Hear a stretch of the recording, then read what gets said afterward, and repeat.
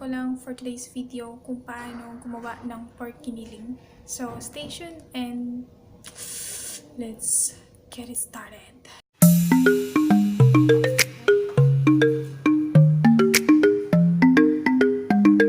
So, I have prepared 2 kilos of pork giniling. Bakit 2 kilo? Kasi niluto po namin siya kasi nagpapa-order ako sa office. So, yan lang. Meron naman tayong chopped onion at garlic. Next, we do have carrots. Bali, na-chop ko na rin siya. About 2 pieces yung ginamit ko dito. This is chopped red bell pepper. Isa lang yung ginamit ko. Meron naman tayong chopped na patatas or ginayat na patatas. Isa't kalahati yung nagamit ko dito.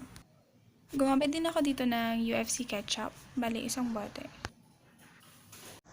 Tsaka liver spread. Prepare din natin siya. Next is tomato sauce.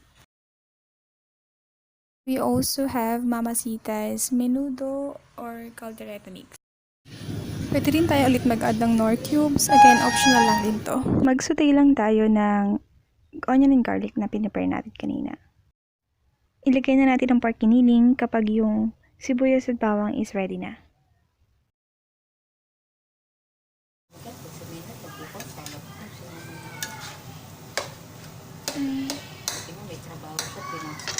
Para ganyan magiging itsura niya kapag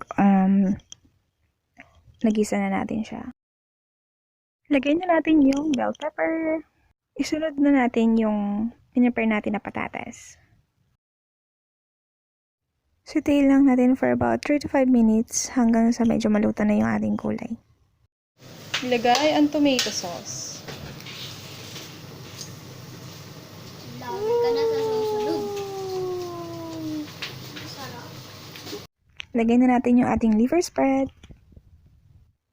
Lagyan na natin ng mamasitas mixing powder. Optional lang to, guys. Naglagay din kami ng sugar, salt, and pepper to taste. That was it. Hintayin natin na kumulo for about 10 minutes and okay na yung ating giniling.